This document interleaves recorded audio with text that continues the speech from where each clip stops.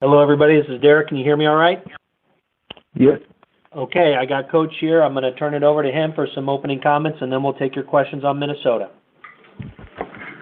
Everybody hear me okay? Yes, sir. Okay, great. Obviously short prep here with 2 days in between games, that can be, a good thing certainly for us. I know our guys are anxious to get back out there. Obviously we played. It's interesting watching the game film. I felt like we played okay in the first half. I know the score might indicate that we played really, really well. I thought we played better in Madison. We did some good things in the first half against Indiana. Obviously, we got off to a really good start. I liked our energy. I liked our effort. I thought there were some mistakes that we made here and there where we didn't make quite as many defensively, maybe in Madison, although a different type of game, a different style of game, certainly between Sunday and Thursday. The second half, obviously, I think in watching it, the thing I took away from it was, especially we let them get going early. They established an inside presence early in the second half with Thomas Bryant that opened up some things. And then, obviously, as I mentioned after the game, I just thought that Farrell was terrific. I mean, some of the shots he made were, whether it was the Iverson between the leg fade away from three or the NBA catch and shoot three that maybe was well beyond that range. I mean, he made guys better. I thought he made some big plays. So give them a lot of credit.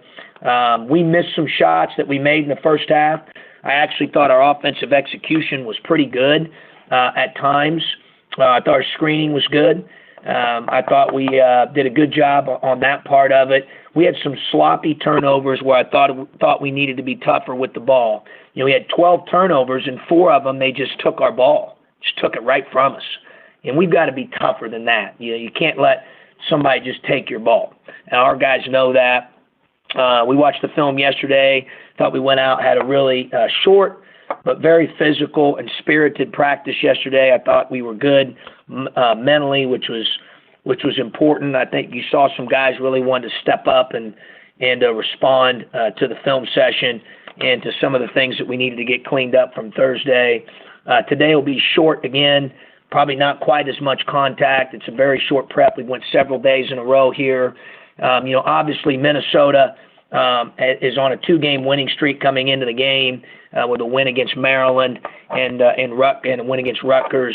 They are, in some ways similar in terms of, what they're running and what they're doing offensively and defensively. They seem to have simplified things a little bit more. Obviously Morris is off the team at this juncture, which wasn't the case in game 1. I think Mason, Murphy, and King have continued to make plays for them on the offensive end, and I think their young guys are getting better. You can tell that like freshmen normally do towards the end of the year, if they're engaged, they have a chance to continue to improve at a fairly rapid rate. I think certainly Murphy has done that. McBrayer has done that at the point. Dorsey has done that. So, obviously I think we're playing a different team than we played in game 1 from a confidence standpoint, from an execution standpoint, and then individual players have certainly improved watching them as well. So, obviously with the quick turnaround, I think the main thing is mentally and physically being prepared, ready, and anxious to play, and that's our primary goal heading into tomorrow. Last thing would be the seniors, obviously Latula and Khalid and Mike Thorne. We're going to honor all 3 of those guys tomorrow. Obviously Lewis and Latula are pretty obvious guys to honor. Mike has, unfortunately for him, I feel awful because he just, the setbacks he's had, there's numerous issues he's dealt with there. It's not in his medical and health, from a health perspective, best interest, to play, for the rest of the season. And, will we pursue a waiver? Yes. But I just thought it was important. He never was honored at Charlotte. I don't know. You never know with waiver processes. That's going to be up to our compliance department, our doctors, and the NCAA to make that decision. And, our hope certainly is that he gets to participate in 2 of those.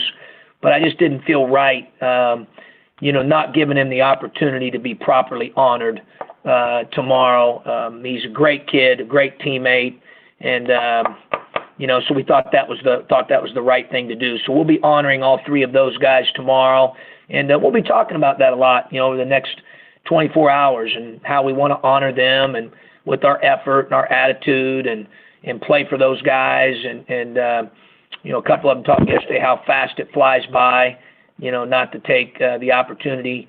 We don't want to take opportunities for granted. And all 3 of those guys in different ways. Mike LaTulip's been here with us the entire time. Khalid's recruitment was a little bit different when he came here there right around the time we went overseas. And then Mike last spring. All 3 of them are different. That's what makes coaching fun.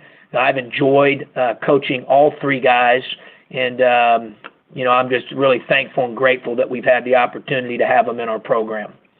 Questions? Hey, John, it's Jeremy. My understanding of the red shirt, the medical red shirt, is that he couldn't play in the second half of the season. So do you guys feel like you have a case with him? Of course we do, because his situation's so unique. Really unique. And I'm not going to get into the details of all that.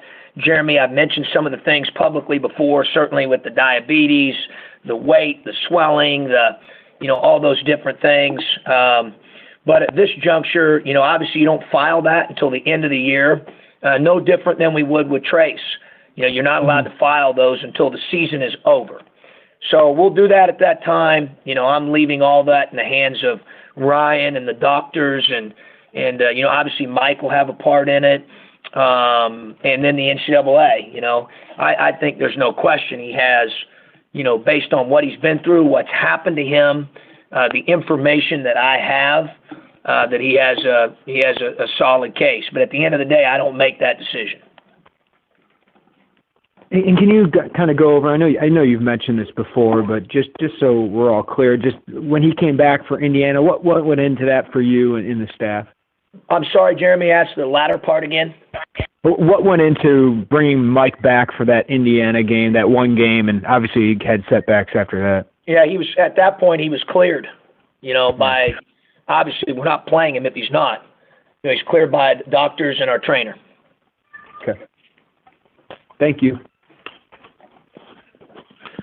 Hey, Coach, this is Scott. And you talked about playing a different Minnesota team this time around. And maybe your opinion, your thought, is there a difference between the team that's coming off of on a losing streak like 13 straight or whatever like they had, and then now maybe on 2-game winning streak, maybe have figured some things out? I mean, is one or the other more dangerous in your opinion? It depends on the team, Scott, and obviously I don't coach them. That would be a question for Richard. Because I hate to comment on the psyche of a team or a mental, where the team's at mentally when I'm not with them every day. So that's hard for me to do that. I'd just be guessing. Do I think they're playing better? In my opinion, from watching film, yes. Do I think their freshmen have started to get better, as I mentioned earlier? Yes. Do I think that they've simplified things and their execution looks better? Yes.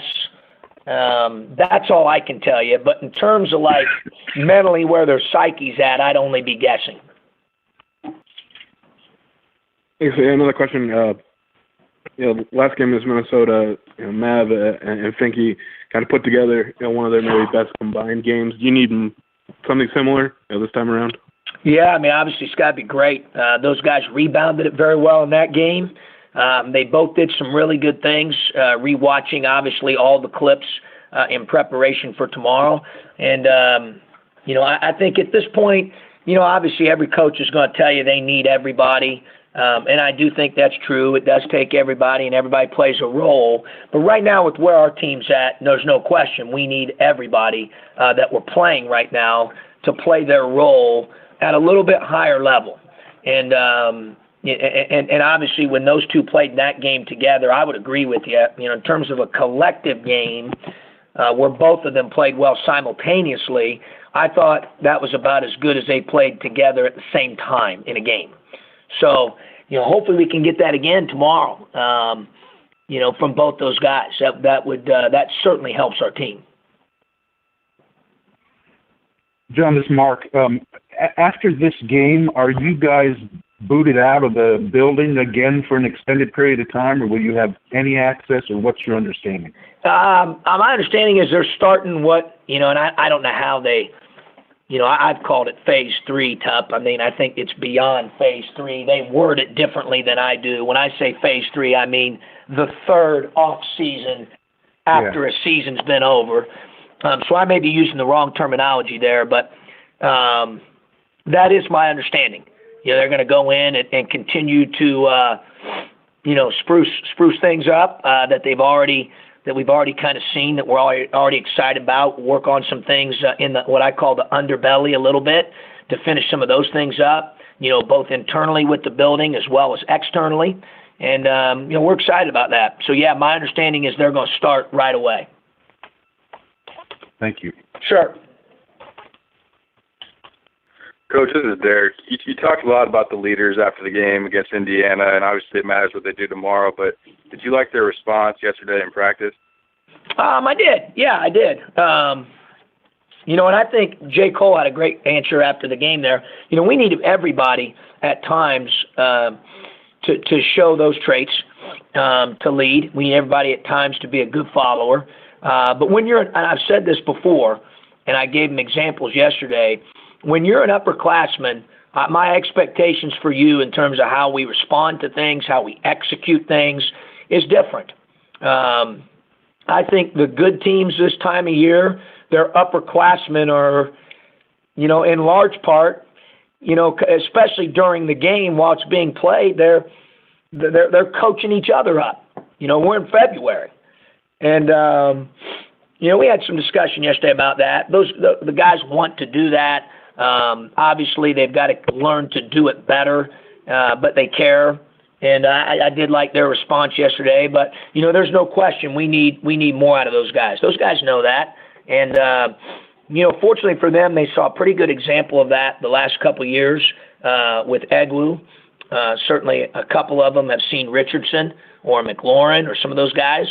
And to do that, sometimes you got to, operate outside your comfort zone a little bit with voice and disposition and so forth. And it's our responsibility to continue to work with those guys to develop that within them. Certainly, sometimes with leadership, guys have innate ability with a voice or, with certain traits. There's no question with that. But I also think, much like anything else, it can be something that's worked on. So, we're going to continue to work and develop that. But we fully expect and want to and have had a program to this point where the older guys, especially this time of year, are really they got the steering wheel, and they got to make sure that they're driving us in the right direction towards improvement and getting better through example, through voice, leading us through the opening run the other night with great energy, leading us through adversity when another team goes on a run. There's a lot that goes into it.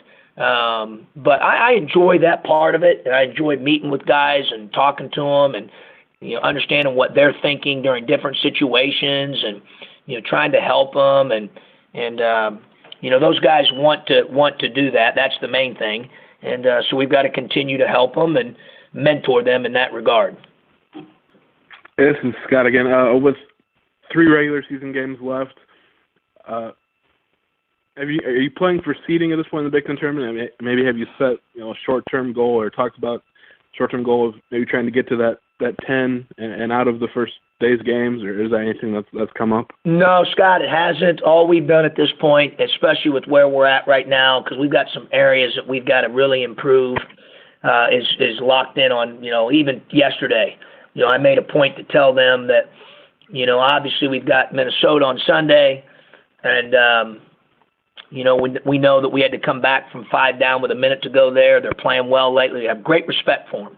But at the end of the day, I'm much more concerned about how we play, how we tackle success, how we tackle adversity, how good our blockouts are, how hard we run, how well we communicate. I'm more concerned about us doing our staple things that we talk to them about and have done for years well. That's what I'm more concerned about. And then that other stuff will take care of itself. You can't control all that. Thanks.